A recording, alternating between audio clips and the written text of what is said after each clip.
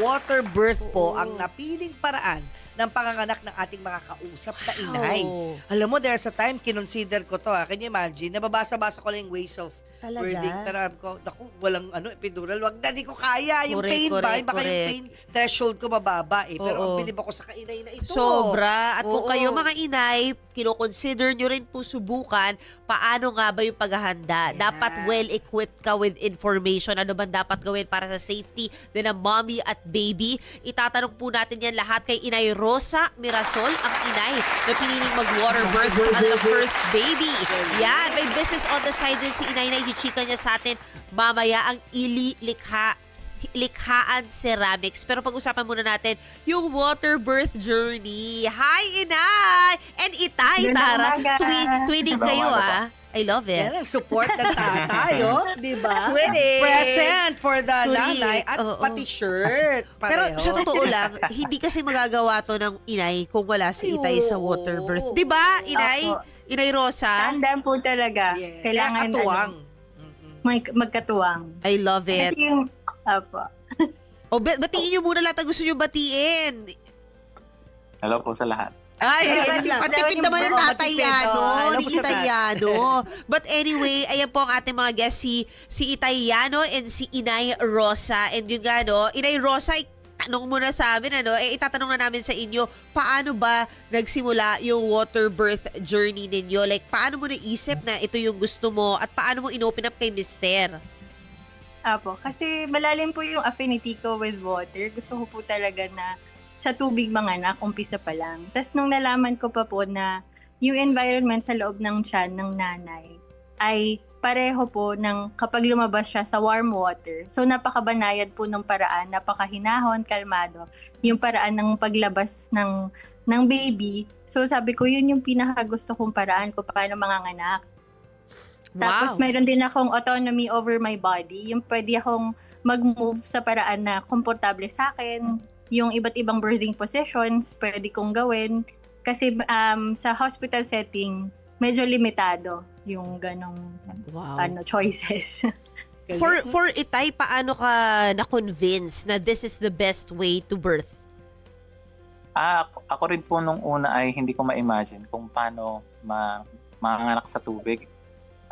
Pero basta ang maliwanag lang po sa akin ay yung kagustuhan niya kasi na maging banayad yung pagpasok ng magiging anak namin sa mundo. At yun pa lang ay malaking bahagi na kung bakit madali akong nakumbinse. At marami rin kami nakilala sa paghahanda namin ng buong 9 na buwan para makita talaga namin na posible pala talaga siya.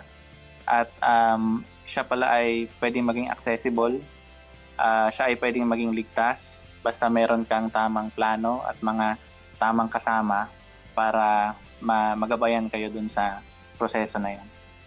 Galing, Isa nga sa pinaka, sikat o kilala at nag-trending noon na artista, na nag-water birthing is si Colleen Garcia na asawa ni Billy Crawford. Diba? Aware ka doon na si Colleen Garcia ay nag-water birthing? Nung kasi po yung midwife namin, siya rin po yung nagpaanak kay Colleen. So pag-usapan na nga natin, speaking of midwife at yung mga equipment, yung preparations, ano po yung first step na ginawa ninyo sa inyong process to equip yourselves para sa water birth? So una po, sabi po nila 80% talaga yung preparation. So kailangan po yung katawan, meron pong standards para mag-qualify para pwedeng mag-water birth. So, una, kailangan hindi high risk yung pregnancy. So, kailangan walang diabetes, ganun.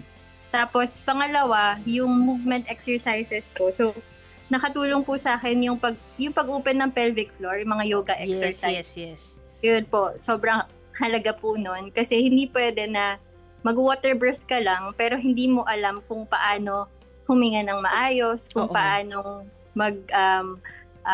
mag-dive into your contractions, gano'n. So, kailangan po talaga handa yung isip, puso, tsaka katawan. And so yoga yung ginawa mong form of exercise, breathing nga. Breathing exercises, tapos different yoga poses.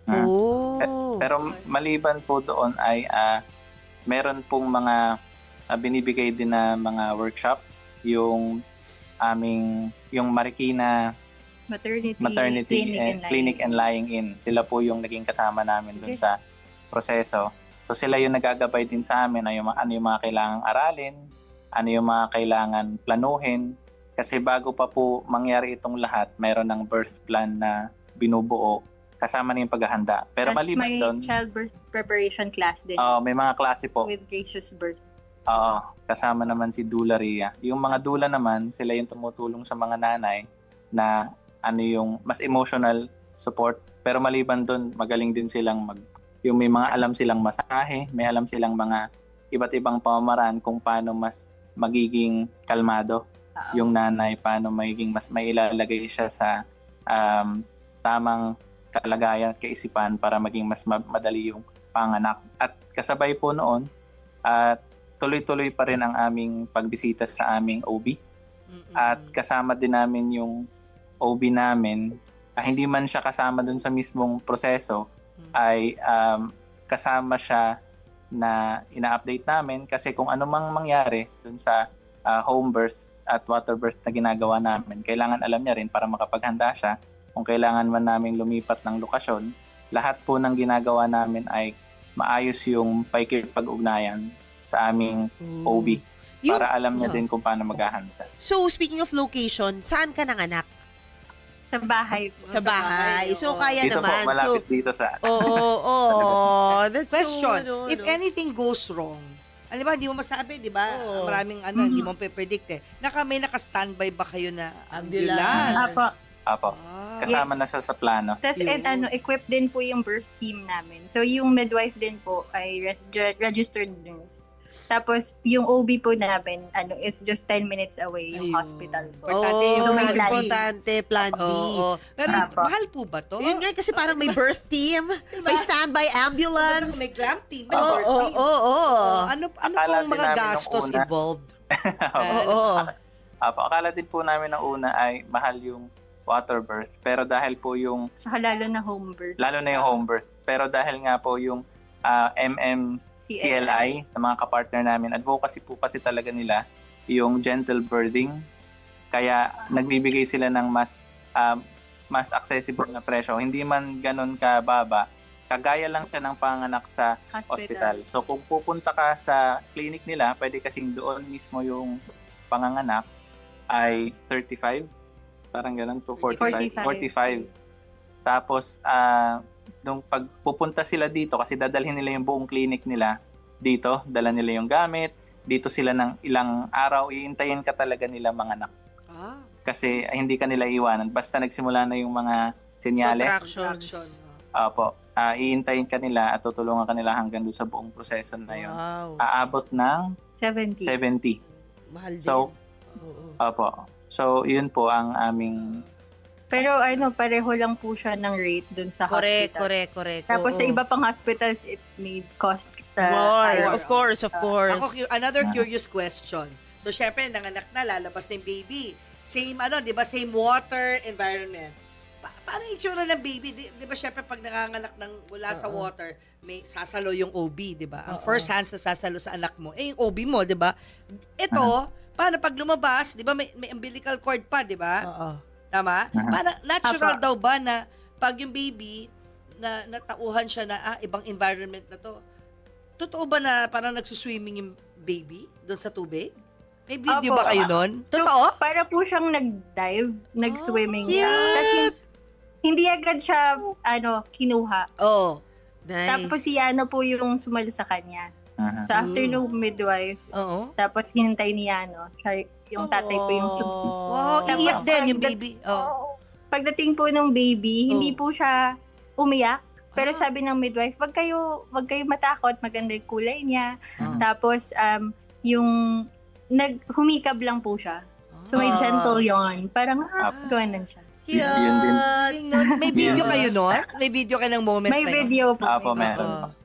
Ay, Yun din po kasi yung mahalaga sa amin, yung kung paano siya lalabas sa mundo. Kasi alam namin na maaari naman talagang maging magulo tsaka mahirap yung buhay dito sa mundo. Pero at least yung pagpasok niya sa mundo ay maging kahit papaano gentle. banayad. Taray, No trauma, para may kumbaga. lullaby. Yung nga, hele, lullaby, Ay, finally. speaking of lullaby, nagpe-play ka ba ng music habang yung relaxing music sa paligid? May music po, habang- apo. Apo, kasama po. Anong klaseng water pala yung ginagamit? Sa water Um, bird? Basta po naman ay yung hindi groundwater. Sterilized Pwede po ba? yung yung galing water? Pwede tap water. Pwede pong tap water. Tapos po ay kinokontrol nila yung temperatura. May mga Oh. heater, tapos unti-unti nilang ilalagay. Kasi makakatulong din yun sa pag-relax nung nanay. So, Sa, natural induction din po yung Oh. yung warm water. Kasi pag sobrang sakit po ng contractions, diba? Lalo na walang epidural. Oo, So, oo, unmedicated siya. Oo. Pero nung paglublob ko na po sa tubig, sobrang na-relax po ako. Oh, Tapos yung wow. feeling ko nag-open talaga naturally. I love it. Is it bloody? Is a water birthing bloody? parang Hindi naman ganun. po. Hindi ganun ka... Depende kasi siya sa tao po. Parang, Oo.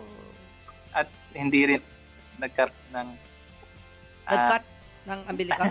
Ano? dahil naihanda ni Mami yung katawan niya Oo. ng ilang buwan, hindi rin nagkaroon ng tear. Oo, wala po. Oh, wow. Walang Wow, tear. Walang tear. I love it. Galing. Tapos yung baby din po, kasi yung may mga OB po kami nakausap. Tapos 3.9 kilos kasi po yung Wow. baby. So sinasabi nila, nag-aalala sila na, mag-foam birth ka pa, tapos water birth pa. Ano. Pero malakas po loob na midwife namin. Was very trusting din siya. Tapos Aww. they were very encouraging. Si Dula Ria and Inang Irene. So, Mhm. sobrang galing po nung support nila. Oo. I love it. Galing. Guys, congratulations sa birth Congrats. story nyo. And I know meron pa kayo yung kasabay na negosyo dito, ang Likhaan Ceramics. Ayan, i-promote nyo na rin. So, yung ililikhain ko ay, we started as a pottery studio, but now we ventured into different nature-based art, katulad po ng natural dyes, botanical printing. So, yung mga fresh flowers, mga leaves, piniprint po sa tela.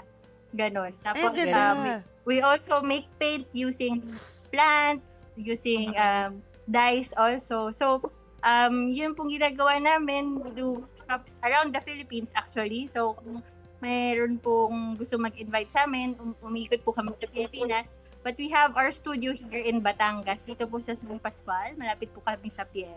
Wow! Ilan taon na pala si baby? 1 month old po. Wow! 1 year! First Sakto. 1 year, 1 week? Oo. 1 year. Dumidedi po ngayon. One Ano month. ba 1 week? Di ko 1 na- year. 1 year na. Oo, 1 Isang year. buwan pa lang po. Ano na? Isang buwan pa lang po. Isang Ay, buwan buwan, pa lang. 1 month. 1 month pala. 1 year rinig ko. 1 month. 1 month. 1 week eh. 1 month. Isang buwan. Oo, wala pa tumama sa Okay, ay, may pagkabigay na, pasensya po. Happy first month. Ayan. Oo, Salamat, congrats. salamat po. Balak nyo bang sundan ulit and another water birthing soon or next year? Kaya. Pagpaplanuhan po po. Oo, correct. Thank you so Congrats sa much. inyo. Ayan. Salamat po. Tas pag Salamat. siguro meron yung mga workshops kayo at magtutour Ayun kayo, nga. mag-promote ulit kayo rito sa Ili Likhaan Ceramics. Ayan. At syempre, congratulations ulit, Inay Rosa at Inay Yani sa inyong water birthing story. Ayan. Apo. Maraming Thank you. Mabuhay kayo. Mabuhay.